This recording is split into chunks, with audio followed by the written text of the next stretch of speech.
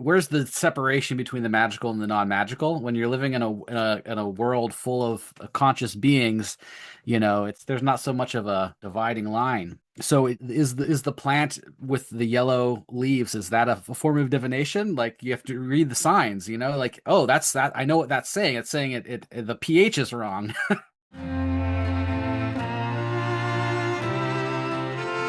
Welcome to Coffee and Divination, a podcast about the arts of obtaining hidden knowledge in changing times.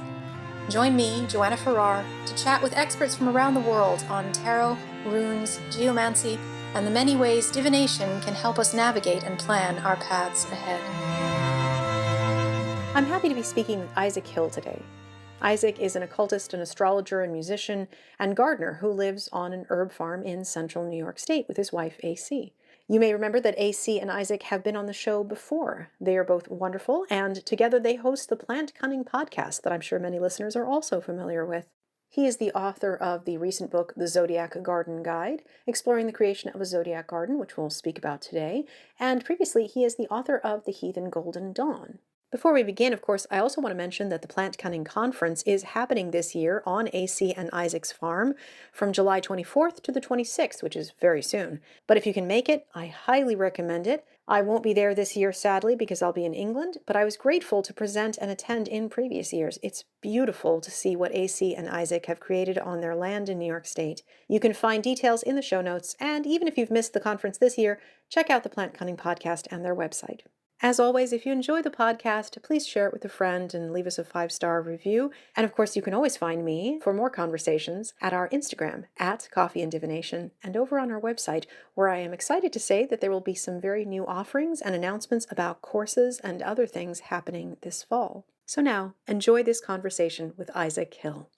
So it is my pleasure to have back on the show someone who I'm sure many of my listeners are very familiar with, Isaac Alexander Hill. And it is a pleasure to have you here. So thank you for coming back on. Well, of course, it's my pleasure and honor, and I always like hanging out with you, talking with you. So I'm excited to get going. Yeah. All right, let's do this.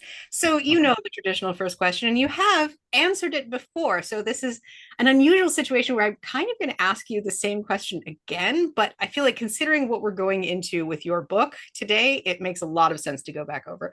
So the question is, of course, what was your first exposure to divination? And in this case, what was your first exposure to astrology and the way that you sort of first encountered astrological things? Sure. So my first exposure to divination was probably, flipping a coin, right? But I started with the tarot intensely, probably at age 21 or 22, 23, early 20s. And the tarot was I actually wrote a bunch of songs about I wrote some songs that are named after some of the major arcana. When I was really focused on the band and music thing as a main thing, because there's just such great symbolism in the tarot, and they're useful as an initiatory tool as well as a divination tool, and that's kind of how I see astrology as well, and that's how I got more into astrology, was more as initiation, and so. I had heard, I knew my sun sign and I was like, what's my rising? What's my moon? That kind of stuff. And I had a friend who was an astrologer who would get really complex, But when I started getting into magic, and before that I was more interested in like the spiritual development, like I was kind of chasing enlightenment, that kind of thing. I was more interested in magic as initiation. And I got interested in working through the celestial spheres and doing astrological magic in that way, like, which is really an ancient like hermetic way of initiation, moving back up through the spheres.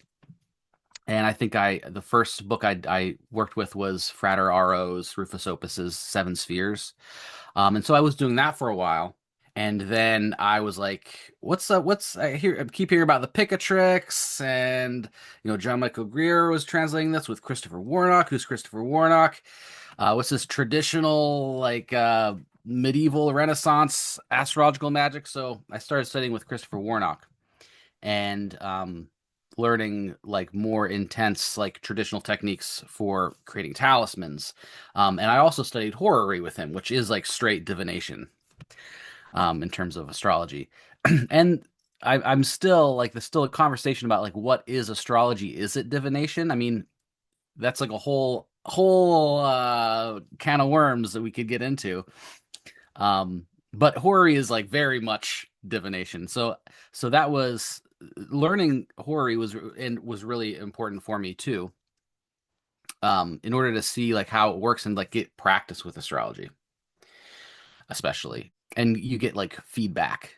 Yeah, pretty immediate usually feedback, especially with horary. Um and then I started studying with Freedom Cole in the Vedic lineage that I'm currently mainly situated within. So that's kind of like my astrological background and how I got into it. That's a lot of different pathways and a lot of different strands of astrology all leading here. So yes, um, to go back to your thoughts on whether astrology is divination, I think you and I could go off on some tangents about how we define the word divination, because then we would have to go there before we went any further. But Yeah. maybe we'll get there today. Maybe that'll be a separate conversation. But still, the one of the main points, of course, you mentioned Vedic astrology, and you mentioned knowing your sun sign, maybe your moon, your rising, which might be the situation that a lot of listeners are in, of like that's where their level of knowledge is. I'm sure we have some people who are listening who are extremely knowledgeable about many of those other branches of astrology. If you were to two of the terms that are very important in your book are the difference between tropical and sidereal Mhm. astrology. Do you think you could just define those two things for us? I know it's kind of complex, but I'm sure you could break it down in a way that would be understandable for some people if it's new. Yeah, for sure. And in a way, it's complex, but it's also very simple. It's just the difference between sidereal and tropical is the difference between the seasons and the stars. Is one way of saying it. But and we've had, there are megalithic structures that are oriented towards fixed stars, and there are megalithic structures that are oriented towards solstices and equinoxes. So, relating to the sky, either through the tropical or the sidereal way of is an ancient thing. Like, um, and we've known about the precession of the equinox for quite a long time. But the precession of the equinox is the movement between the stars and the seasons. So the zodiac, the way that the astrologers use the zodiac, it's using the sexagesimal system, which is a 60 base 60 12, rather than the 10, which is the ancient Sumerian way of counting. Especially it's very good for circles, and we still use it with the clock, right? The clock is a zodiac in a way.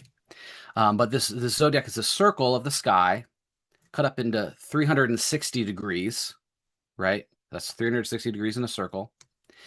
And those 360 degrees are cut up into 12 30-degree sections. So those are even 30-degree sections of the sky.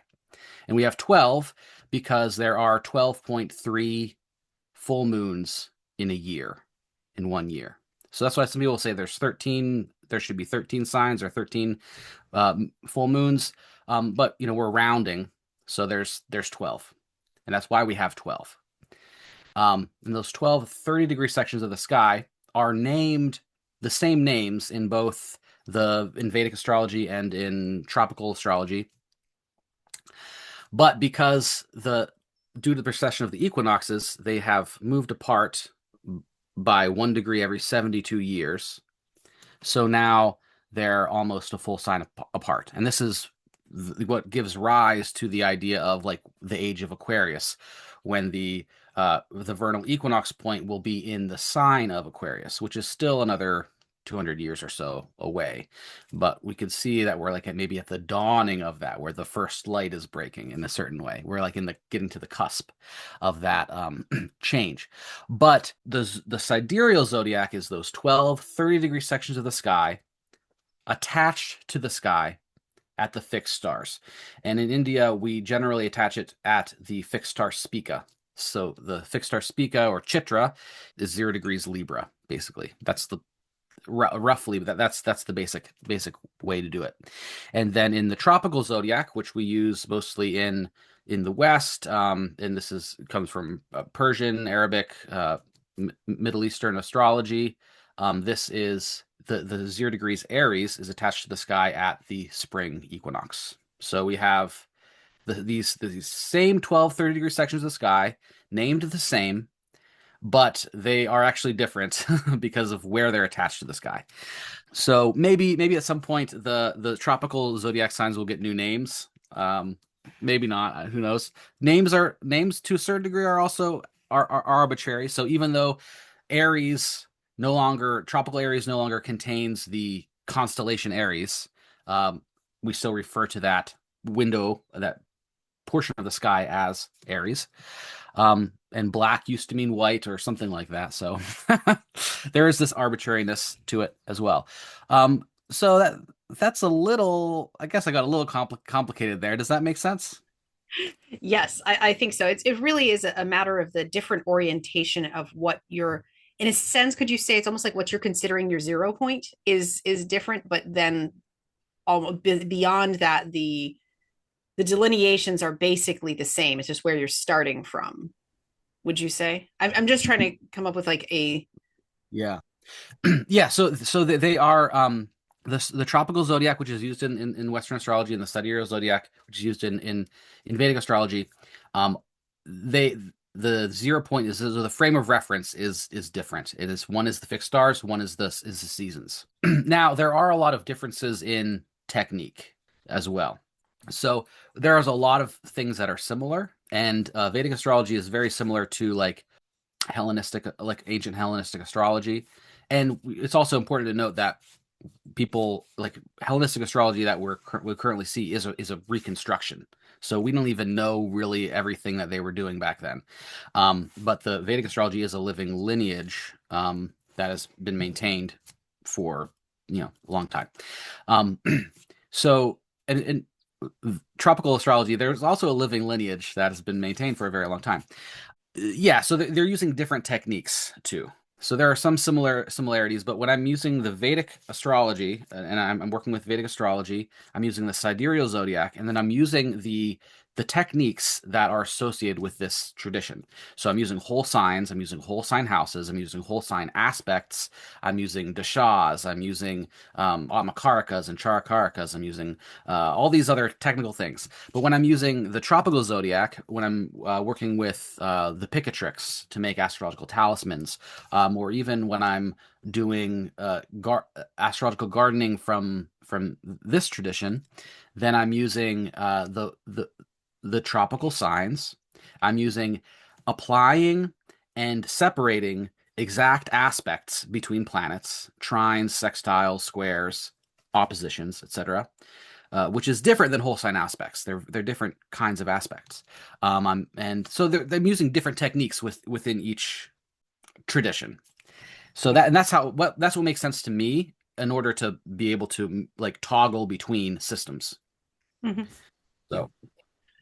So we'll get into, I'm sure, some of those techniques themselves when we get into a few specific plants or things of that nature. But then what was the impetus for creating a zodiac garden itself? Like, how do you see that connection point between all these studies that you've done with all these amazing teachers in different traditions, and what led you to putting it in the ground? Yeah. Well, I guess I'd like to say that before being an astrologer or even a spiritual seeker, I've always been a plant guy. I was homeschooled until high school, yeah, and so I was allowed to be out in the woods for like hours, I was just out in the woods all the time. And I was allowed to then also pick my own curriculum to a certain degree. So like I wanted to do a research project on edible wild plants when I was 9. So I learned all the edible wild plants in the vicinity. I've dug a pond. So I've always been interested in plants. And, that's kind of like my primary, one of my primary passions. And then right after college, I got interested in permaculture, and that was kind of like this mind-blowing experience for me. I kind of see permaculture as a mystery school in a certain degree to like it's a way of inculcating or cultivating the whole systems or systems theory from an ecological perspective, that worldview or that perspective, that paradigm. I mean, I'm not sure of the exact right word, but that consciousness, the whole system's consciousness. And that was mind blowing for me. So, and one of the reasons I wanted to get into to magic and astrology in the first place, I mean, part of it was the initiation, the spiritual progression, that kind of a thing. But part of it was also I had this vision of like a magical garden. And so what does that actually mean? Sacred geometry, or like what are we doing? Like what's involved in this? And that was a thought I had, when I was getting into permaculture and like working on my garden. But, as I studied and studied, it's like took more shape. Like, astrology is in especially Western, you know this magic, astrology is like and also in India too, astrology is a like a language, a common language between all the esoteric disciplines. So when you look at Agrippa, which is sort of like you look in the grimoires, it's like they're using astrological language through everything. So that's pretty crucial. And at a certain point, I was like, I think I actually was reading in a book about some like um historical novel set in the 16th century or something, and they were talking about this alchemist who had like a tree planted in a particular place because he wanted to boost his mercury. And I was like, well, that's interesting. So how do you do that? So I kept digging in. And I was studying with Chris Warnock, and he said that you could make anything into a talisman. You could make a city, the Addison time, the city as a talisman. You can make a garden into a talisman. I was like, wait, what? You can make a garden into a talisman? How do you do that? And so I asked him. He was like, like pick the date you start, pick the date you end. I was like, okay, it seems like a little more complicated than that, though. But I had this idea of the Zodiac Garden. How do you actually make a Zodiac Garden? And so the book is basically me figuring out how to make a Zodiac Garden, because it's something that has existed. It's like a thing. I just don't know. I couldn't see very many examples of it, though. And the examples that I did see were kind of like, like what's your sun sign's flower? Plant your sun sign's flower, or something like that. It's not very like uh integrated into like a traditional understanding of astrology. So I did the research, and I was like, but after this is several years of me like thinking about it and like pondering it, and then me like sitting down with like what plants would go where, what plants would go in each bed, how would I actually design a zodiac garden? It's like, oh well, there's the Western, or this is the North Indian chart in India. We would see this diamond chart, and we would consider this like the diamond chart, or like the a square chart in medieval Renaissance astrology. And it's actually the perfect design for a formal garden. You have like you can make it into 4 beds with like divisions. It works really well. And there are actually all these other traditional chart styles from India too, and that are also used in Greece and in other parts of the world. Like this chart style. I don't know if you can see it, but that's the East Indian chart style, which is also used in Byzantium.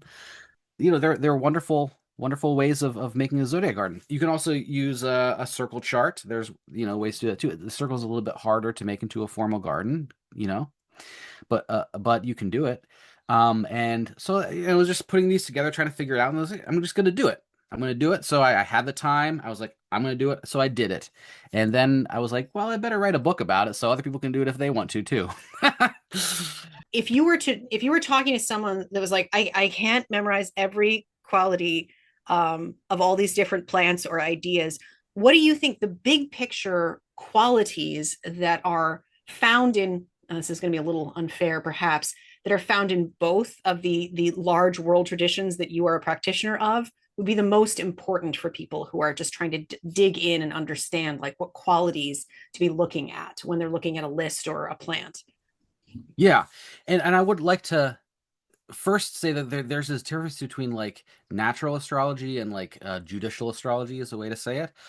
There's a difference between like using the astrology as a language for relating to the cosmos, and then using that language in order to predict people's futures or give them remedies or etc. You know what I mean? So you don't have to do the whole practicing astrologer thing to understand astrology and have it be very useful for you. And to learning the language of astrology is very helpful for anybody who is undertaking an esoteric path.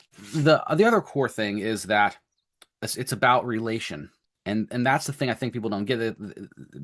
Growing up in the US, you might learn in school like these lists, and you have to memorize these lists for this test. And there's just one to one. There's one correct answer, very the cut and dry. Reality is a lot more messy, and it's a lot more complex. So if you understand the core like qualities of the planets and the signs and the plants, then it's very easy for you to make these connections, these relations.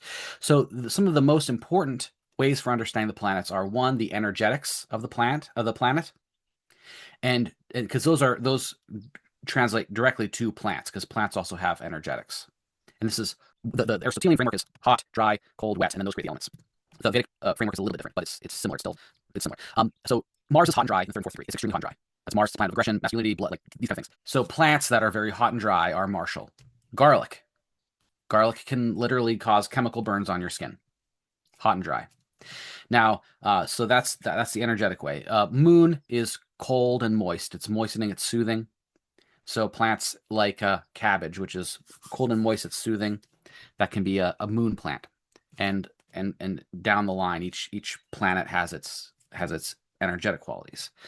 So those are important to understand. And then the zodiac man, or melothesia, or the homo signorum, or in the Vedic astrology we call it the Culpeper, the person, the embodiment of time, the person that is time, time as a person.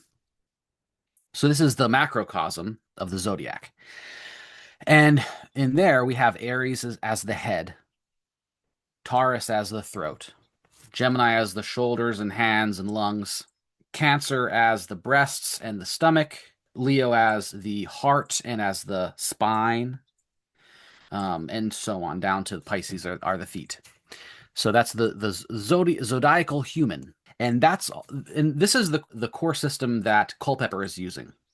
So if people know Nicholas Culpeper's complete English physician, complete herbal, that's like a core herbalism text that's been continuously in print since the 1600s.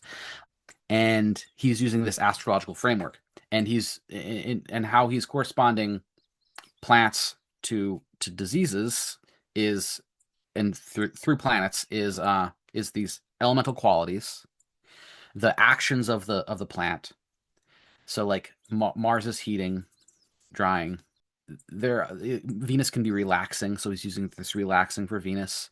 And then the part of the body that the plant is affecting. So Venus rules in his system.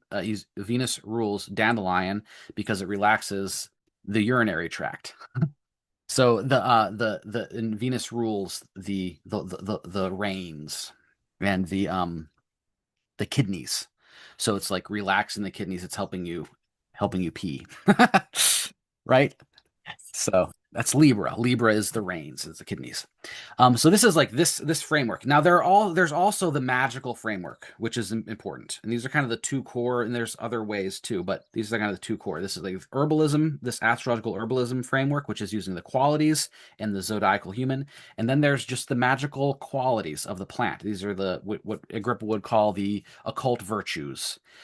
And so Mars is protective, right? So Mars is the warrior, the police person. Like this kind of, it can be aggressive. You can use it for like attack, or you can use it for defense. This is the main Mars thing. So, what do we use garlic for? Everyone knows garlic is used magically to protect against vampires, right? So, like it's like that kind of. It's a protective plant. Thorny plants are Mars. Thorny plants are also commonly used magically for protection. And then, love magic. Venus rules love, romance. So plants that are used in for love magic are associated with Venus. So for instance, like orris root. An orris root is an iris, and irises are generally ruled by the moon or Venus.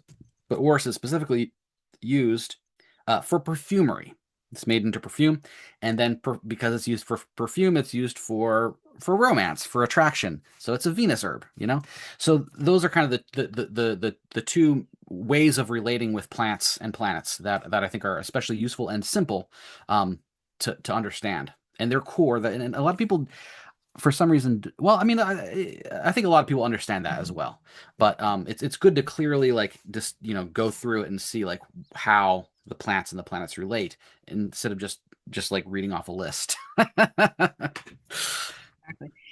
And that can also then help with when you find lists that conflict or with ideas between these various, even the very traditional authors, so can have differences of opinion.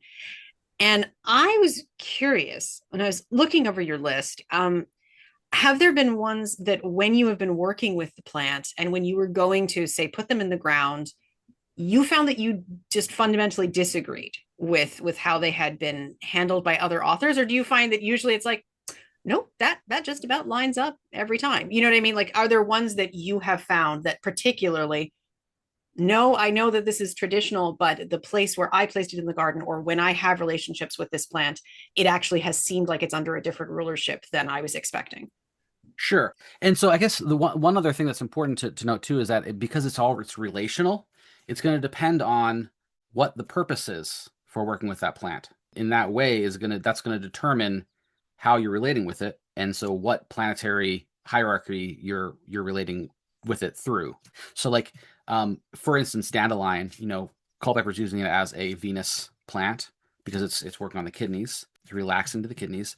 But another person could use it as a solar plant if you're collecting the flowers, because those flowers are yellow and they open during the sun, when the sun's shining. So you could work with it as a solar plant. You could also work with it as a lunar plant. The nutritious milky leaves, right? The milky sap and leaves. You could work with that as a Jupiterian plant. It can bring luck. You can work with the root. The root works on the bladder, but it also works on it works on the kidneys, but it also works on the liver. So the liver is ruled by Jupiter. So it depends on how you're relating with the plant.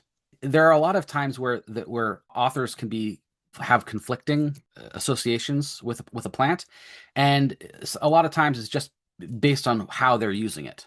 There's also this principle of sympathy and antipathy, and this is very crucial for traditional medicine, but for everything really. Sympathy and antipathy. It's kind of a core magical principle as well. And so some plants will be worked with to in a sympathetic way, because garlic is hot and dry. It's associated with Mars, and it will heat and dry. But there are also, if you read the literature, there's a lot of plants that are applied antipathetically. So especially with Saturn, because Saturn is extremely cold and dry, a lot of his herbs are actually moistening. So for instance, Solomon seal, comfrey, those are both cold and moist. And so in that way, they're applied to heal the diseases that Saturn makes. So but there's also other deep like Saturnian like associations with both comfrey and Solomon seal.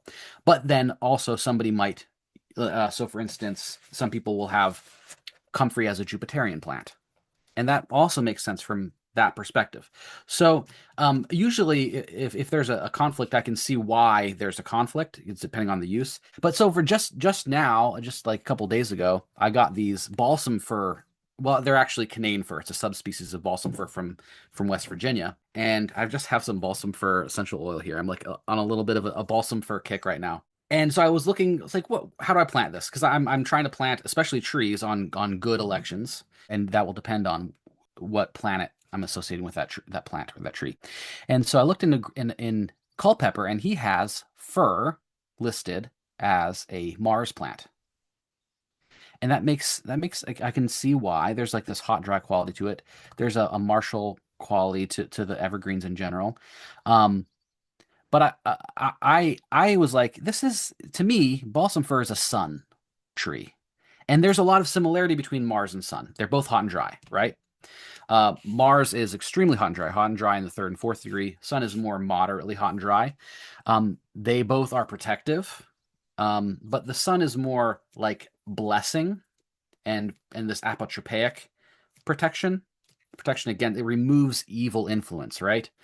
And balsam fir to me, I mean, so the sun also rules things like frankincense and angelica, right? And to me, balsam fir is very much in that vein. The resin of the balsam fir that means balsam.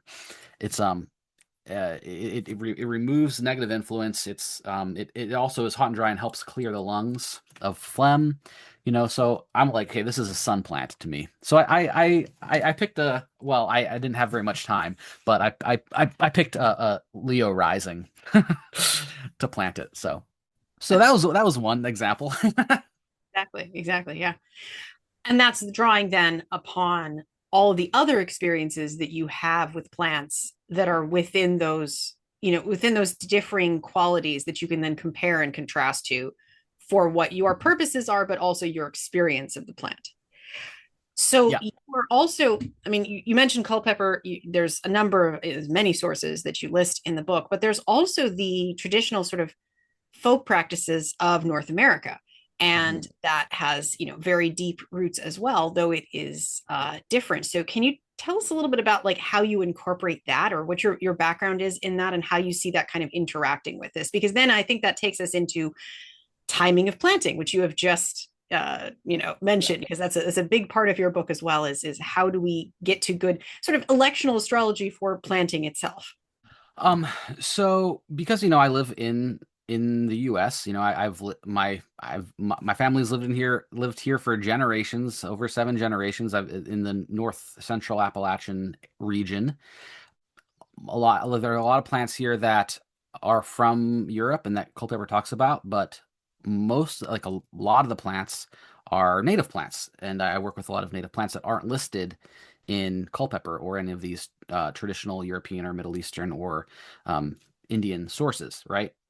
But if by understanding how things are corresponded, it's very easy to just on one way just look at like so for instance, butterfly weed, uh, Asclepias tuberosa, which is a beautiful orange flowered milkweed that doesn't have any milk. Um, People grow it all the time as a ornamental plant. It's one of the favorites of native plant gardeners. Um, so it's pleursy root. It works on the lungs, so that right away there's this Gemini association with it because the lungs are ruled by Gemini. And then we can look at some of the ethnobotanical literature and see that like there are also used as this messenger of the gods sort of, or messenger of the spirit sort of plant by some native tribes. So we see there's this Mercury association. Um, so we have this Mercury and Gemini for butterfly weed. And I that's one project that I want to do is really dig into the ethnobotanical sources for these plants, and I've done some of that. but there's a lot more that I have to do as well. But for instance, Oplopanax horridus, which is a ginseng family member from the West Coast. It's also called Devil's Club. It's a pretty intense plant. And looking at the ethnobotanical sources for that, which are just online, just look on Wikipedia, you can find them and go read those articles. They're talking about the native tribes working with it as a plant of protection, spiritual protection. And it's like, and why do they do it? Because it has all these thorns on it, right? It has this potent sap. It's a strong smell. And it's covered in these thorns. So right away, I mean, like from the ancient text, any thorny plant is considered a Mars plant, right? But it's also, Mars is a protective plant, so they're using it for this protection. That's a Mars plant from that perspective too. And it's also interesting. It's important to note, like there's it's thorny, so it's a Mars plant. It's thorny, so it's used for protection, right? Spiritually. I mean, there are other reasons too, not just that it's thorny, but they're all related. Mars is the symbol that we're giving for this kind of protective, thorny energy, this influence, right? So that's kind of how I'm doing. That makes sense? Absolutely. And it also it shows the interactions of, yes, I mean, you're looking at thorns as one very obvious thing that we can see on a number of plants that lead obviously, or the color of a flower, or if you are knowledgeable then about like the properties and the medicinal uses of the plant, you can go there. But there's a lot of different aspects of any one plant that you can then relate to your knowledge of any of these other aspects. And then when you put them all together, they're generally going to line up to some sort of majority opinion, depending on what your use would be. Like what is your relationship with that plant will then lead you to be looking more at that particular element of what its component parts are. Yeah. And I think there's another important point to make here too, and it's that the plants that I'm going through in the book for the signs, I'm choosing plants that are like very clearly embodying that influence. But a lot of plants, like a lot of people, everything in the sublunary sphere is composed of all of the planets and all of the celestial influences, right? And everybody has a chart. Everyone has a birth chart with all of the planets in them, right? Some people might have Mars rising with Aries, Mars and Aries rising, and they're like a very martial Aries kind of person, right? But most people are a mix of everything, and depends on what part of them that you're looking at. Same thing with plants. For instance, roses have thorns. The thorns are martial, but the rose itself is this kind of Venusian, beautiful flower. So plants are complex. None of us one aspected, although yes, exactly. Mm-hmm. So we've spoken a lot. I have a lot of Aries influence on me, so I'm like, oh yes, let's talk about the thorny plants. But we have I feel like we need to talk more about the moon right now, because as you point out, of course, the moon is very important for all plants and all forms of gardening on some level. So the moon also then has a lot to do with the timing of planting itself, and there's a number of different ways of interacting with and looking at the moon as it's important for timing. So can you maybe talk to us a little bit about lunar things for a moment? Sure, yeah. And I guess the first thing is that the moon is the ruler of the sublunary sphere. It translates and transmits all of the other celestial influences to the sublunary sphere in the classical, understanding of the cosmos. So the moon is important for doing anything, and if you're getting into electional astrology or Muhurta, it's like the moon is the most important. I mean, you have the significator planet, but the moon is always important for every election. And the moon is especially important for planting because the moon rules plants, the growth of plants. And so there are several different traditions for working with the moon in terms of planting. One that many people might know is the planting by the signs, which is talked about in the Foxfire book 1, Planting by the Signs. There's a section on that. And this is the Appalachian folks, especially in the southern central Appalachians. My great grandmother also planted by the signs, in her garden. Use this knowledge, and we're doing this. They still are doing this. I'm still doing this. And you're using the tropical signs. The moon going in each of the tropical signs means a different thing. So what I especially like is when the moon is in tropical water signs and Taurus to plant. And then when the moon is in like Aries, it's good to till. When the moon is in the fire signs, it's good to till or kill, etc. And then also factoring in the phase of the moon. Generally you like to grow above ground plants in the waxing moon, and then grow below ground plants in the waning moon. It's good to kill plants in the dark moon, etc. Those the basic phase. So phase and sign, and this is the planting by the signs, which is this comes from this almanac tradition. People in the Appalachians, like when people are reading the Foxfire book, they might think that they're just like they're all like getting an almanac every year and reading it and seeing when the moon is in that sign and planting. That's my great grandmother did. She'd get the almanac every year and use that to plant. So it's like using the almanac, and the almanacs were made by astrologers. It's the calendar that everyone could have. So it would have the feast days on it. It would have the moon's transits, and some other, and also prediction. Usually, there's still the I think the old Farmer's Almanac still has the moon phases in it. Though the old Farmer's Almanac also, I think that was the one that was more scientific, and it was started after the Enlightenment. So it famously at the beginning, it didn't really have much of the astrology. It was more just astronomical. So that's like the basic like planting by the signs from this like Anglo-American tradition. Moon in water signs and Taurus and other earth signs too, but not so much Virgo. More like in Capricorn. I like Capricorn for root plants, but Taurus is the exaltation of the moon, so we're always good there. Taurus is the best. So in the moon phase, that's the Anglo-American tradition, coming from earlier traditions. And then what I like to do too with that, to expand that, is also I'm looking at like when the moon is like applying to Jupiter or etc. That's more advanced. You don't have to do that. So most people working with the moon in that way aren't going to that level. But so there's that. Then there's also the biodynamic calendar, which was started by Maria Thune. She was a biodynamic grower. Obviously, biodynamics was started by Rudolf Steiner. He was sort of collecting and transmitting all of this continental European agricultural lore to this 20th century crowd.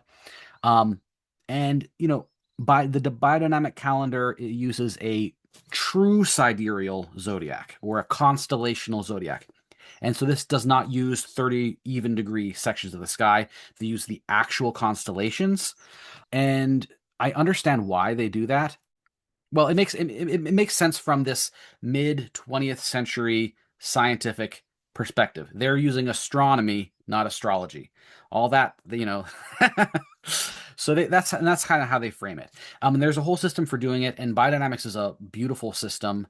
The biodynamic calendar is used by a lot of people to great success, so I'm not dissing that by any means. That's just not the main way that I do it currently. So that's another system, but that really is part of this almanac tradition as well. And then the other tradition that I work with is the Vedic tradition. And in the Vedic tradition, we're looking at the moon going through the Nakshatras. And the Nakshatras are the mansions of the moon. And we use 27. There's really 27 or 28 because it takes 27 and a third or so days for the moon to come back to the same place in the sky. So it's like the lunar zodiac. And so these 27, we use 27 for mundane purposes and 28 for spiritual purposes in my Vedic tradition, in the Jyotish tradition. So the moon going through these 27 nakshatras is the core of the this Vedic way of planting. And these nakshatras have different qualities.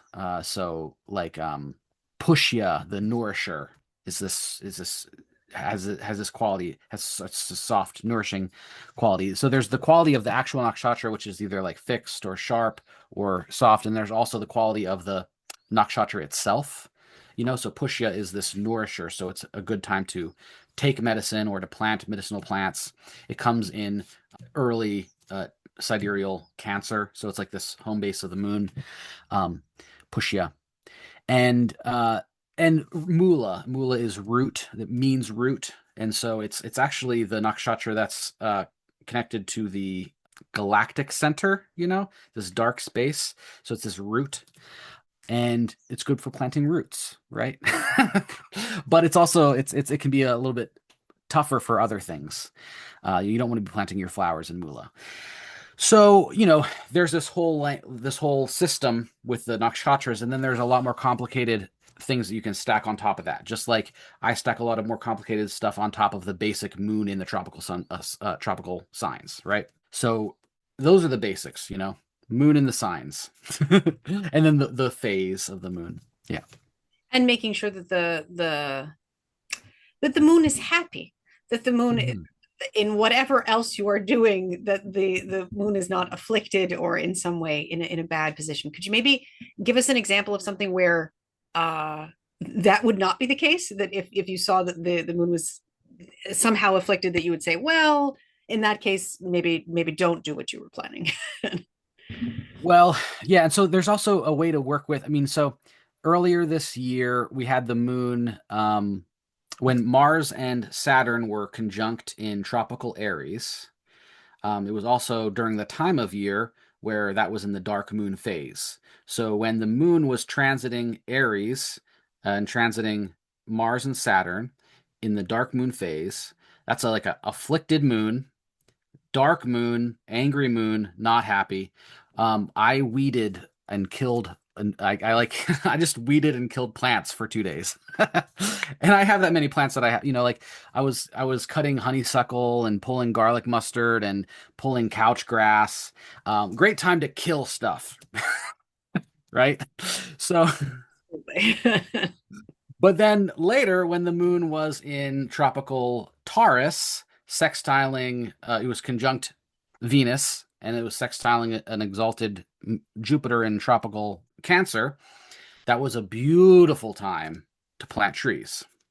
So it's like looking at the moon in that way. That's like the more fine-tuned, like when the moon is happy, when the moon is sad.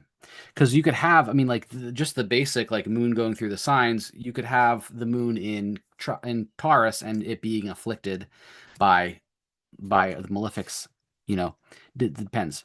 I think that it's also, as you were saying, the deeper you go with the stuff, the more that you can kind of layer in order to try to Yeah, find yeah. these perfect moments when you're looking for something, or to understand the nuances. But then there's also just some larger pieces that people can pick up and look at and just kind of, well, I can hold on to that without trying to go too far and then getting themselves, so because I know I can speak for myself at times. You just kind of can get lost in the weeds. Oh, not an intentional pun, but essentially like go Yeah, too yeah. far beyond the where you just complicate it to such a degree that then you would not move. Yeah, And yeah, yeah. that's the danger, is that then you need to just have a certain base where you decide to use this traditional level, and this is where I'm going to be at, and I will move from there, which doesn't mean you can't change that over time, but that you don't try to say, well, now I need to be perfect in all these forms of knowledge, because then you probably won't have a garden at all. That's so crucial to remember. Like that's very important. Like in a way, like don't worry about it at all, right? Just plant. And folk, make sure that the weather's good. Make sure you're not planting in a heat wave, or you know what I mean, tilling when it's raining, when it's pouring. Like you got to be common sense first, and then really start off small. So that's why I like the easiest level, simple level. Just do plant when the moon is in a water sign or Taurus. You know, and that's simple and easy. It's going to be good no matter. It's going to be fine. What I'm doing, I'm just like I'm obsessed with it. So I can't help myself, and I'm also like currently planting a lot of trees. So like with the training with Christopher Warnock for making talismans are incredibly complex to elect. So like learning how to elect those, electing trees is like a little bit easier. It's still very complex, but it's fun for me to do. So that's why I'm doing it. But I would definitely not recommend just do the moon and the science. That's fine. That's all you need to do. If you and don't let how complex I'm getting deter you, because it can be way too much and definitely cause analysis paralysis for sure. Yes, I think that there is that balance between one of my permaculture teachers.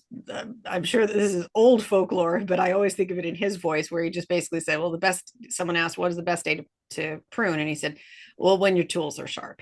And that's also kind of what it is when we do all of these things to get our timing correct, but then we also do it when the other aspects of life and the world make it so. And you have a tiny little section on how omens kind of outrank all of this. And I was very intrigued by that little 2 pages in your book. And I was just curious if you could explain to people what you mean by that. Yeah. So I was working with Freedom, my teacher, my Jyotish teacher, and we were he was translating this bit from Kala Prakashika, and we were going over the things. And by the way, shout out to Freedom. He's an amazing Vedic astrology teacher. If anybody wants to like get in depth into Vedic astrology, I highly recommend the Science of Light program.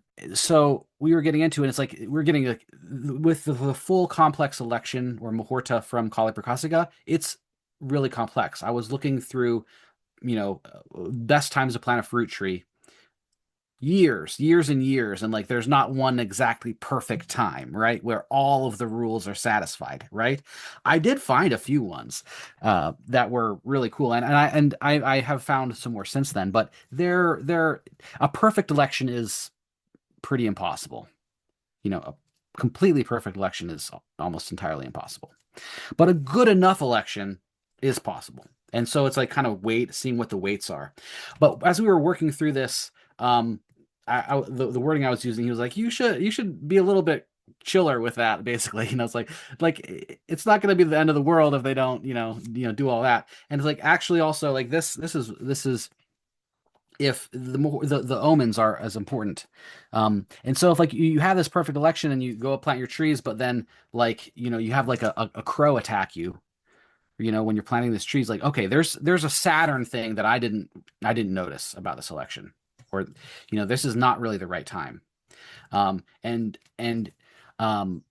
there there's a story. Freedom sent me this story from this book about a Frenchman's travels through the Mughal Empire, and all the kings had their court astrologers, and the astrologer picked the right time to plant the trees for the royal orchard, and the gardener had dug up all these holes to plant the trees in and amended them for the particular trees, because each tree needs its particular amendments, right? And the astrologer was like, "Oh, now's the time to plant it. You've got to plant it with your own hand." So they went out, and the king planted the trees with his own hand.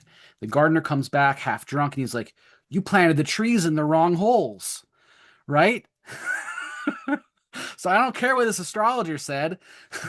That's All the wrong place. yeah. So that's obviously a bad omen too, but you have to have the practicalities first. And then if you're interested in the elections, that's important too. But also it's like pay attention to what's going on around you. If you've planted something and then you get a call, you get some really bad news on the phone, a text that's saying like, "Hey, I got into an accident," bad omen, right? But if you get a text, you plant this tree and you get a text saying, "Oh, hey, I forgot to send you this $100. Here it is." It's like, hey, that's great. That's a good omen. So that's like the basic level omen that I'm working with. And the practice of omen reading is, especially in the Vedic sphere, is like highly complex and very interesting. Um, And there's if you go into like Brihat Samhita, there's all these which direction birds are flying and all that kind of stuff, which is a lot of fun. But simple, just pay attention to what's going on. Is it a good thing or a bad thing when you're doing the thing? And that's a little bit of a clue. So, Mhm. So, in connection to that, because I think you and I both completely agree on that. That's for sure. Uh, have you ever had times where specific plants or certain things that you're attempting to do within the garden or within your land do not flourish in a way, and you find that there was something that was, I'm not just going to say like, oh, it was because I planted at the wrong time, but if there is something that is not going well, that you will then layer any type of like magical operation or changes to what you're doing in essence to try to correct for something that you're seeing show up as like not going well in the garden. Like do you look at sort of how the omens are going, how the plants are going as a form of communication of like what should be done differently next time, or something that you need to amend in some way? most of the time, it's really just on a physical, practical level. It's like, like my blueberries are getting yellow. I need to add some acid. I need to add some sulfur, right? This plant isn't doing well in that spot. There's too much water in this spot. This needs more well-drained soil. Or that's like literally that is communicating with the plant. The plant is giving you a message saying, "Hey, there's something wrong here." And that's the other thing with the place that we're going. It's like, where's the separation between the magical and the non-magical? When you're living in a world full of conscious beings, it's there's not so much of a dividing line. So is the plant with the yellow leaves, is that a form of divination? Like you have to read the signs, like, oh, that's that. I know what that's saying. It's saying the pH is wrong. And be kind of a cult if you don't know that that's what it means, though. You could consider it. If you haven't done your research yet, then yes. And that is another thing that I try to like be aware of too, is like sometimes I feel like I'm getting too woo, and like you have to have a good balance between the woo and the non-woo, the practical. You have to like, to be a good gardener, you have to know how plants grow, what the diseases are. And sometimes, and I don't want to get to the point where I mean, this has happened to me too, where it's like I'll read into it too much of a magical thing explanation for it when it really is just a like pH thing. And here I'm making the dividing line more, but It's funny, but we're trying not to, and yet there. Yeah. yeah. Um, but I do my style of permaculture design is sort of very different than a lot of permaculturists, and I don't know if I would I don't know if I consider myself a permaculturist anymore, or if it's just like that. It's like I was certainly trained in this system, and I used a lot of the techniques, and I'm in mindset. Um, but like I'm a gardener, and like my gardening style has because I am also kind of this ADHD kind of guy. I have a lot of influences from different things. But for me, it's a very like it's an art. For me, it's a feeling thing. It's like walking in the garden and like feeling out and envisioning what this plant is going to look like in 20 years.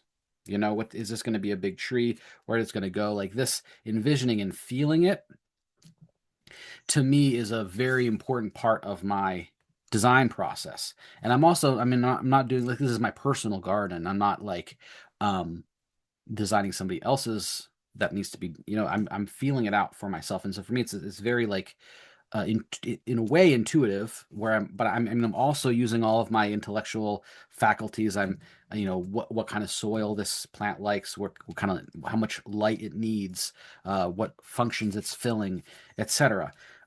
It's all these things are going on, and then also the astrological. It's like kind of like all these, it's all part of the same process. That at a certain point, once these things are internalized, there's an intuitive level that develops where you're feeling it, you know? And so that's kind of like my main way, like that's how I relate with my garden. It's this art, it's this living art co-creating process. That's the garden for me. So yeah. Makes total sense, because then once it, of course, that's the trick there, is that if you don't have the technical underpinnings, then it doesn't become an art, as with any art, because you're still so worried about the technique. So it's that internalization of the technique to such a degree that it can become a like part of your intuition, because it just becomes another way that you take in information and express it out. But that only comes with the training and the getting Right. those pieces in place first. So Yeah, like you need to practice your violin exactly. So a permaculture lot. is part of that technique. Then that yeah, Yeah. Right, right. that's beautiful. So when you at the towards the close of the book, you give a phenomenally, wonderfully laid out explanation of actually how to create this garden. I love step by steps. I'm an exercise person in the sense that I do appreciate good, clear instructions. So thank you for that in the book. And for those who are going to go and read it, you will see what I mean. You, of course, I'm sure one of the things that you have in mind for people when they read this book is to be inspired to create their own. Is there anything else about, people's experience of reading this book that you hope that they take away from it? Do you know what I mean? Yeah. Yes. And so I guess one thing is that, yeah, I do hope people make more zodiac gardens. And part of the goal of this book is to inspire other people to do it and to show an example, to, make this technique available for people. And then they can do it however they want to. They can use whatever style chart, whatever plants. These are all going to depend. If you're more of an herbalist, you're going to might be using more of the zodiacal human way of relating plants. If you're more of a magical practitioner, you might be using more of this magical way of associating plants, etc. But for me, really, the other crucial thing is it's like the Zodiac Garden is a way of of learning about how all of these things are relating. And so that's kind of the other, you don't have to build a Zodiac Garden to get something out of the book. The Zodiac Garden is this teaching tool as well, in order to understand how the plants and the planets and humans are related, and to really understand these patterns, which I think are crucial to. You have to internalize these, like in the same way with the gardening. It's like in the same with permaculture. Like we have different, they're like thinking tools. Like we think about the contour of the land, like, and measuring the contour, and making sure that the contour is, you're working with water and with contour and with earth in the right way. Like you have to have this principle, you have to understand the principle of contour. What is contour? And it amazes me sometimes too, because I've been working with contour for so long that, like, I'll see people laying out their gardens, they're just like you know um Flat and plate, but all just with no yeah, it's like they're not conscious of contour at all. They're not paying attention to it at all.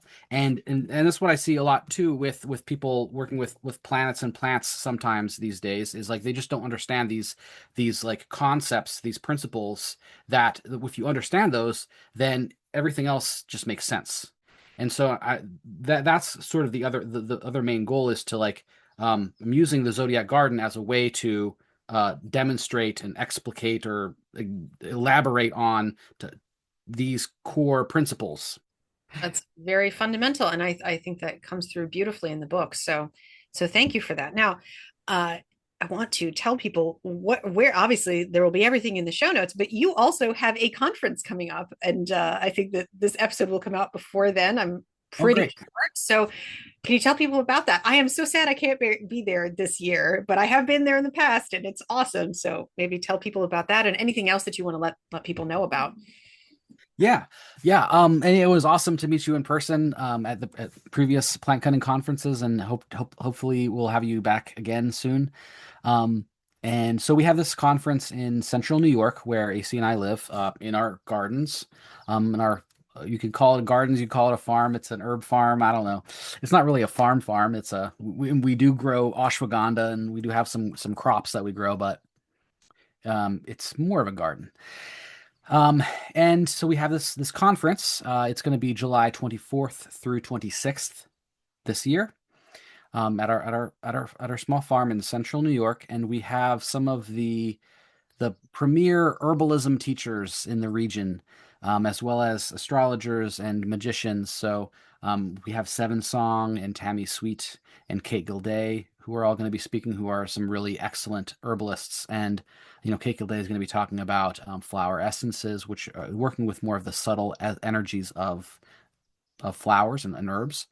And Seven Song is going to be more of the scientific stuff. We also have like Lisa Fazio, who is an amazing teacher of Italian folk medicine and magic, which are connected very. I mean, so just like one facet, they're two facets of the same thing. But she's gonna be teaching a class on apotropaic magic, where everyone will walk away with their own amulet. We have Zamboni Funk coming, who's an amazing astrologer. We've got a lot of really great classes that are kind of this year is a little bit more herbalism heavy, but we do have like the astrology and the magic and the spirituality as well. Trista Haggerty, is an amazing teacher of spirituality, will be here too. It's going to be a great time to like meet the other plant people. In if you're around, it'll be a great time. So I hope to, if you're interested, you can just go to plantcunningconference.com or plantcunning.com. Both go to the same place, and you'll see like the full list of speakers and so on. Yeah, So, if people have not been, I would absolutely be there if I was going to be in town. My husband and I would be there 100%. So I strongly encourage everyone to look at that. And if you are, especially if you're on the East Coast, there's no excuse. You should just go. So yeah.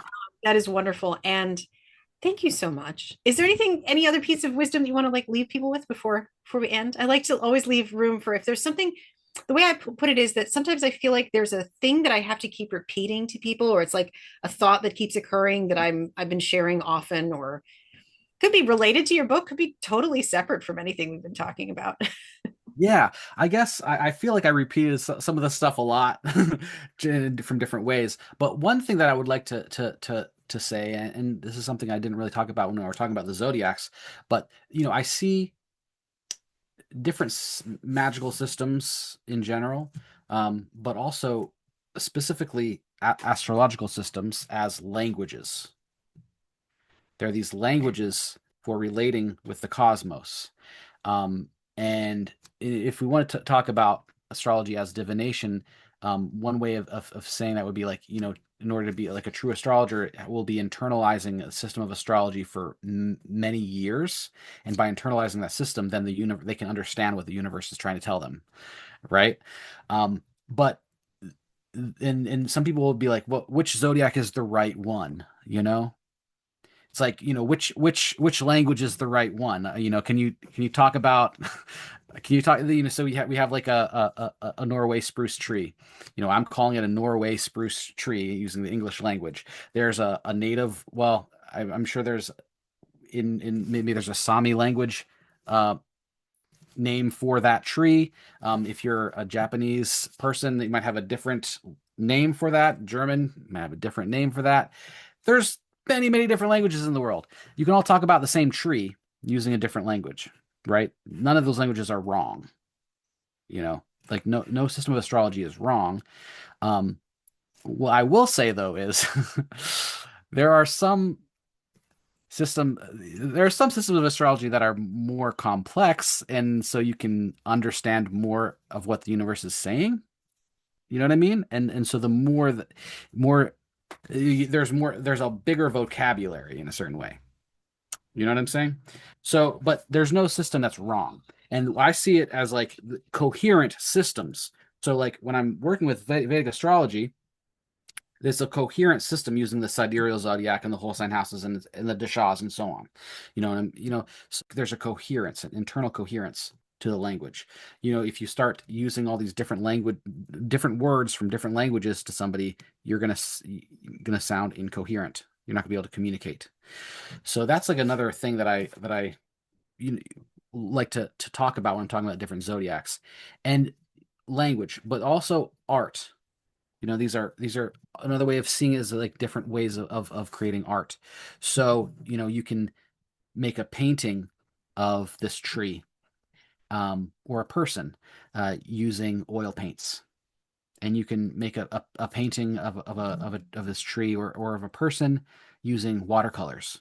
You can also make a sculpture with clay or with stone. You could make a crayon drawing. You can make a charcoal. Each of these different mediums has different techniques associated with it too. You're not going to use the same techniques you use in an oil painting as with a watercolor painting, but you can still make a piece of art that captures the essence of a person. Like with poetry too, it's like you can write poetry about the same person in these different languages. You can translate poetry, but sometimes you can't. So that's partially why I've been studying so in depth into the Vedic astrology lineage, because it's this really deep, coherent system. And I guess also I would like to say, if anybody wants to get an astrology reading with me, you can email me at askisaachill@gmail.com. AskIsaac. It's two A's. A lot of people say it's two S's and one A, but it's two A's and one S. Isaac Hill at gmail.com. AskIsaac@gmail.com. And yeah, so yeah, that's I guess I don't know if that's wisdom, but it's it's a way of looking at different systems of astrology and not being like, that's wrong, that one's right. They're all right depending on how you're using them. And you can have a really good astrologer from any different system, because they've developed that system to a good degree. So yeah, it would yeah. be and to I really like the association with between divination and all these different systems, and language is one that I completely agree with, and also with art, because it would be as ridiculous as saying, well, oh, the poetry is the right art to describe the beauty of a sunset. It's like, really? What about the others? There are many paths and many ways of getting to that. So thank you for that. I think that's a wonderful thing to close on, and I will look forward to, because clearly there's so many other paths we could have gone down with this conversation. So I will look forward to many more conversations with you. And yeah, thank you so much for your time. Well, thank you very much. And I look forward to having you on our show again soon to talk about your new book. So That's true. Congratulations on that.